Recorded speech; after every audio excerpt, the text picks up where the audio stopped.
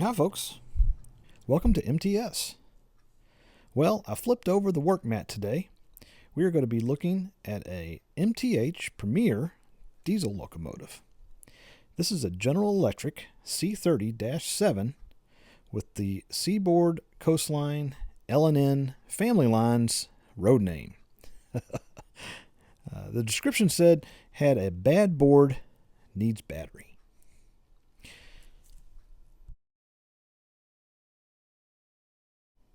Let's get into it and see if it needs a new board or just a battery. Looks like it has all the instructions and paperwork. I'm trying to see if there is a date somewhere in here. I believe this model is from the early 90s. Just my best guess.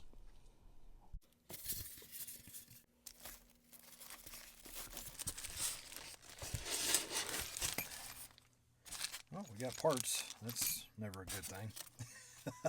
All the screws that hold the shell and everything into place, so somebody's already been in it.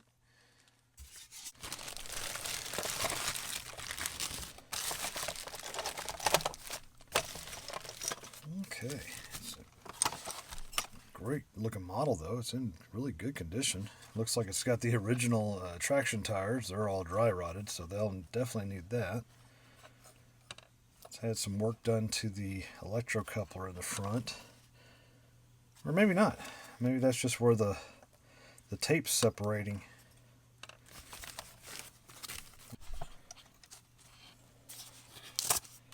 There it is. Family lines. System. Georgia, Clinchfield, and West Point route.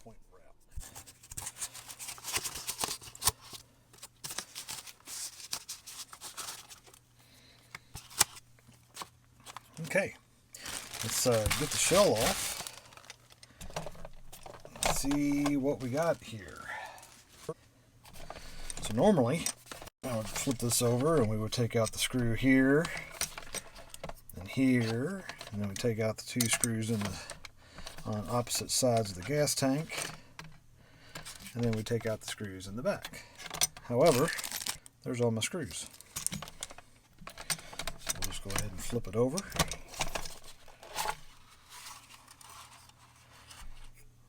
All the lighting.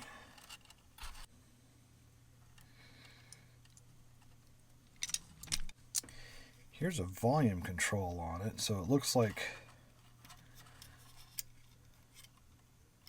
yeah, this is a later model volume control. There's where the battery connects. It's got a little corrosion there, so that's not a good sign. I'm going to do an ohm test on this just to make sure that those pads are connected, because like I said, you could tell that had quite a bit of corrosion. It's been cleaned, but it had quite a bit of corrosion on it. Yeah, this one's just got all kinds of different issues. I'm looking at the bottom board here. Has a separate capacitor. That's not factory. So if I zoom in here, you can see there's actually two large capacitors that are tied into each other. Nice heavy unit though. Speakers in place. I'm going to throw a battery on here, just a regular 9-volt. We'll do a quick test on it. Back it back out. There we go. Do a quick test and see what we got. I am not optimistic. I feel pretty good about this top board, but the bottom board may be the board that needs to be replaced, especially considering it's got a separate capacitor. You know what? I think that's what we're going to do. I'm just going to go ahead and replace this bottom board, and we'll go from there. Once we get that out of the way, I can run just test on the top board. If we have to do a complete Proto Sounds reset, we've got the kit to do that. If we have to just do a simple reset with the Z4000, we can do that as well. But yeah, looking at this bottom board here, I am not overly excited about all these different capacitors and stuff. So we'll get the boards. Let's go ahead and get the board set out of here. It looks like it's just the one. Oh, two. So we have the one screw on the side and the back here. And then we're going to need to remove the gas tank to get to the screw that holds the heatsink in place.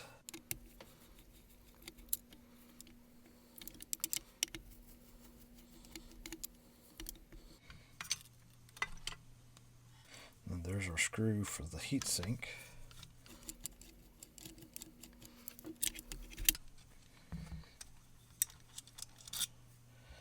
Get that out, and while we're back here, may as well just go ahead and take this out here. What do you think? Should I take those two out or take the one out on the side?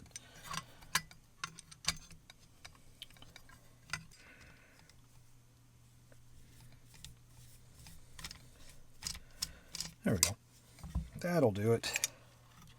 Alright, we're going to make a quick notation here. The heatsink, you can see, goes in at that angle. Stick that right there, move that out of the way.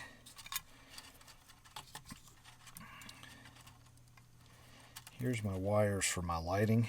Go ahead and remove those.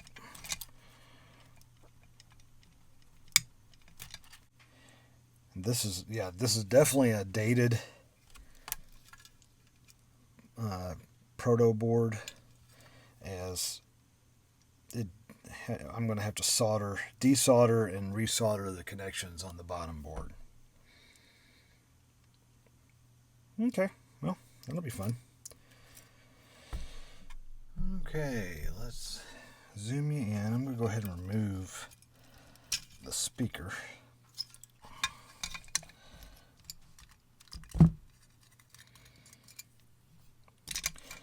Speaker wire is severely crimped. I don't know if that's going to have any kind of issue or not, but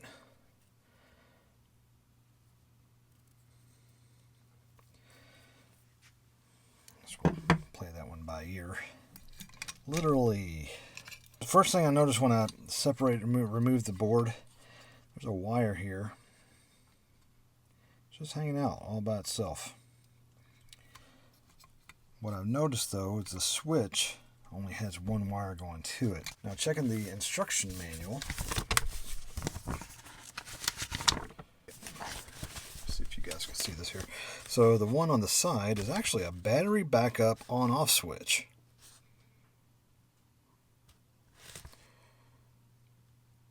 That doesn't make any sense to me at all. Why would you want an on-off switch on the battery? So I'm thinking that may be the reason why it's not working without the battery, if the battery on-off switch is not hooked up. There's just in the on position. So let me go ahead. Yeah, sure enough, these wires, I'm tracing these wires down. Those two black wires are right there. And they're going right into the board next to where the 9-volt comes out.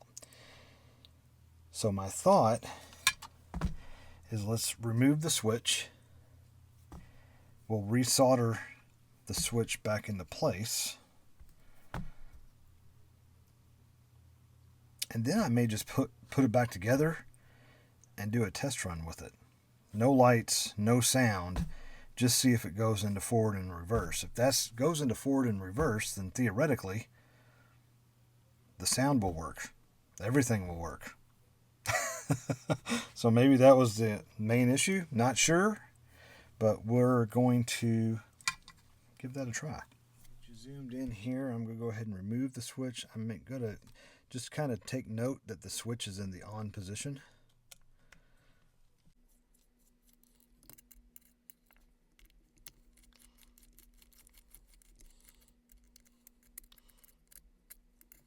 Okay, so we got the switch out of the way. Next up, we'll get the soldering iron heated up and get that wire resoldered. Finishing getting the soldering iron hot, we'll go ahead and just get this wire reconnected back into the switch. I've already got some flux on there. We've got our solder. So let's get this solder back in.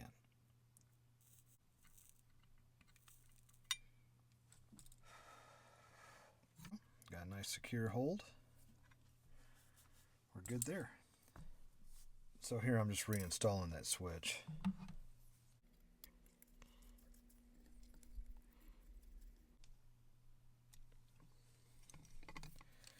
It's in the on position. So now I'll go ahead and get the board set back into place. And I'm just going to hook up a regular 9-volt battery up to here. And we'll take it over to the layout and see what we got. Okay folks, so I got the chassis on the track. I've gone ahead and just hooked up a regular 9-volt battery. We're just going to test this out real quick and see if we have any movement at all. Then we'll go from there.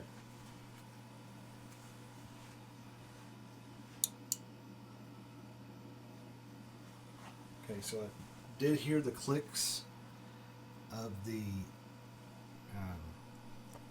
relays. That's plus. Let's see if we got forward or reverse.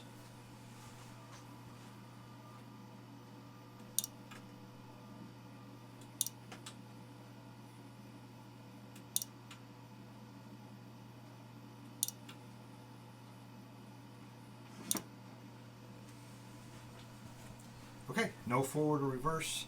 We're going to replace the bottom board. Okay folks, so back at the workbench, we'll go ahead and remove the battery here. My dilemma is I've got an old, just directional bottom board, but that's not compatible with the top board. So we're going to put that back. Don't need that right now. The next one I have is compatible, but it's more modern, where it actually has the plugs for all of the connections underneath, plus the one for the electrocouplers in the back. I think I can make this work, but I'm going to have to do quite a bit of soldering in order to make it work. So let me go ahead and start. We're going to remove this tape. There we go. Okay, so we got that. We'll go ahead and remove our volume control here. And just have to make a note, a little mental note, orange wires going towards the front of the locomotive. Or you can also say that the pins are on top. There we go. Next we're going to go ahead and take that out. We'll set that to the side, and boy, there's some similarities, but not. So we'll just see how this works. Good thing is I'm not going to worry about that switch for the power, and I'm just going to resolder those two pieces into here. And then what we'll do is, after I get this removed, we'll go through and just solder in the wires underneath, or desolder and resolder one at a time so we don't get those mixed up. Okay, got a game plan. Here we go. Go ahead and do, since I know I'm not going to utilize these plastic connectors, we're just going to take a small flathead screwdriver and just pull all of those off. And what I'm going to do is actually solder in. So for example, the first one here, this blue wire that's going to the back motor is going to be soldered on the outside post. the blue wire going to the front motor goes to the inside post of that connection, and so on and so forth.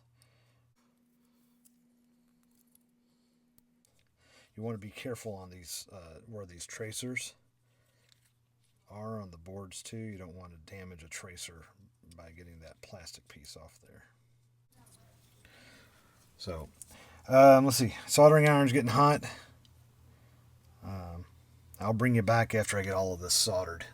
It's going to be a little tedious getting all that in place. So and once it's all connected, we'll hook up the top board and see if we can't make a working unit out of this one. Okay, so here you can see I removed the plastic piece from the back and all the plastic pieces on the bottom of this board, with the exception of the ones for the lighting, which we'll just plug those back in. But like I say, we'll start taking one wire at a time. Looks like I got 8 soldering connections here and 4 more soldering connections on the back. So I'll bring you back after I get all that completed. All right, folks, so let's see. That's probably about 45 minutes later. I went ahead and put some heat shrink tubing. Let me zoom in. There you go. See my handiwork here. So I put some heat shrink tubing on the very ends, just to keep that more for stability than anything. Also did that with the back. We've got the couplers in the back there. And then I had plugged in or soldered in the 9-volt battery, and sure enough, the pad had actually come apart at the positive wire. Had an extra pad, battery pad here, so I went ahead and soldered that in place. A little heat shrink tubing there too. Now we're all set. We're going to go ahead and remount the fuel tank. We're going to get the speaker run. I'm going to hold off on plugging in the lights until the very last. I think once we get the rest of it to fit together, I think we'll be in good shape. So we'll go from there. Okay, so got everything back together. We've got the volume control rig in place. Battery is connected. We're all set there. We got plenty of slack on that battery now. This is the old board. Again, not seeing any kind of electrical issues, but I just didn't care for that double capacitor setup there. I don't know what that was even all about. But anyway, got that out of the way. Fingers crossed at this point. We're going to put it on the layout, see what happens. I do have the speaker hooked up, so we'll be able to find out if the top board's any good. Back over at the layout again. Let's make sure the wheels are in place. I'm not going to run this very far if it even works, so we'll just leave the wires alone and let them hang out here. All we're looking for is number 1, forward and reverse, and number 2, to see if we have sound. Then we'll go from there.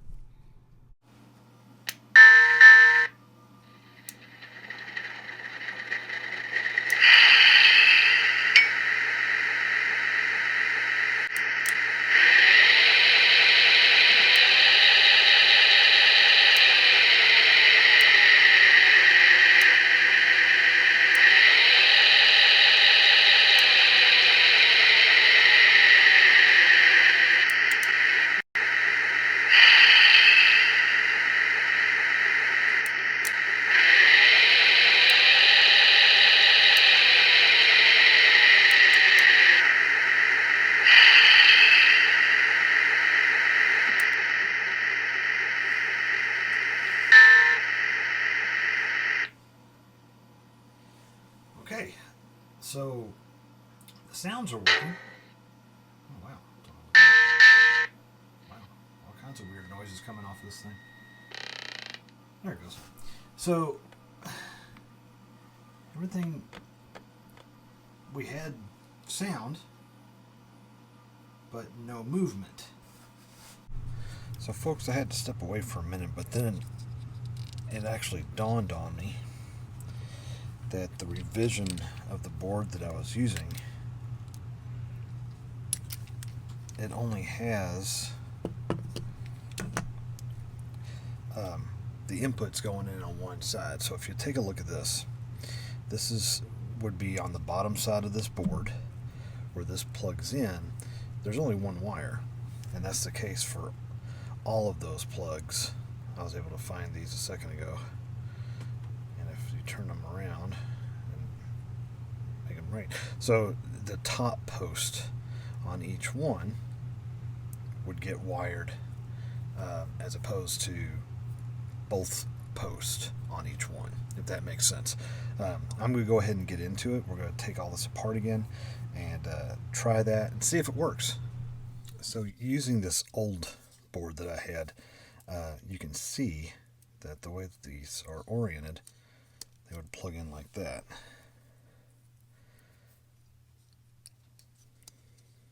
Okay, so this is basically the blue wires will go into the solder together on the one post. Same with the roller pickup wire, the ground, and the yellow wire from the motors will all go into that one post. So I'm going to go back through these, heat the soldering iron back up again, and tie these all together to the one post, and then try bring it back, put it all back together, get it back over to the layout, and see if that fixes our issue. Okay, we've rewired to where the single post on each of the 4 connections are now connected and soldered in place. Let's see if that fixed it.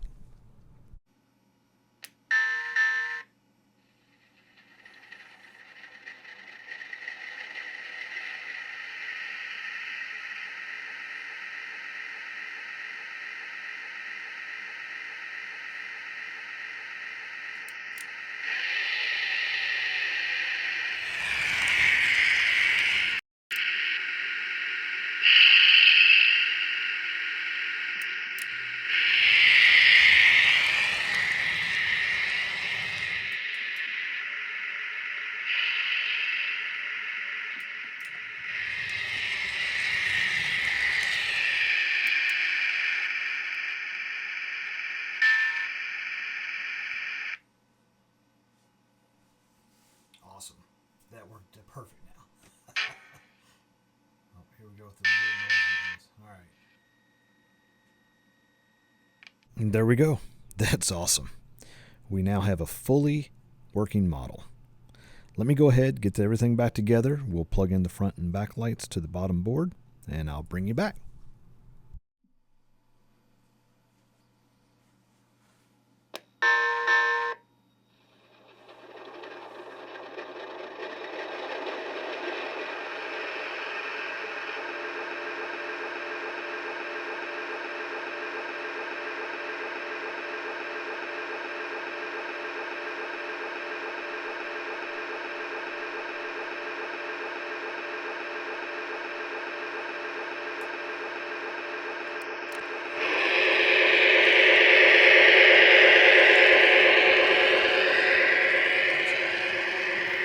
And I mixed up the front and back lights on the 2 connections on the bottom board.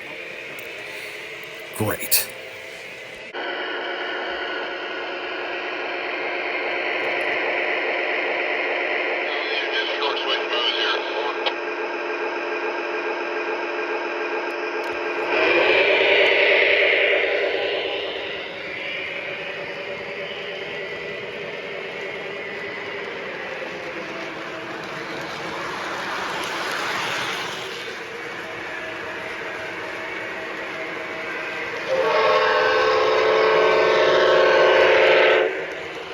That horn is awesome.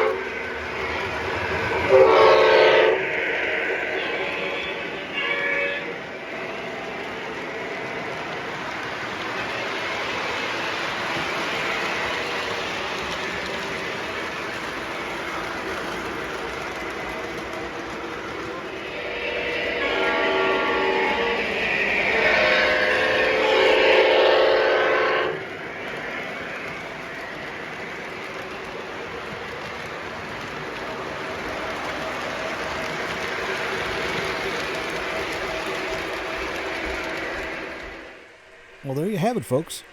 To recap, we bought a MTH Premier C30-7 diesel locomotive with a known bad board. After removing the shell, quickly discovered it was hopefully just the bottom board and replaced with a known good board. Did a test to have sound but no movement. After stepping away for a bit, I realized my error. I had soldered wire for wire on a newer revision of the Proto-Sound 1 bottom board. So back to the workbench to solder 2 wires to a single post. Blue, brown, orange, and then yellow. Put it back on the layout and success. Well, sort of. Had to go back to the workbench one more time to fix the front and back lights. Quite a bit of effort, but we did get it back up and running. I still need to install a BCR. Hope you enjoyed the video. Thanks for watching. I'll see you down the line.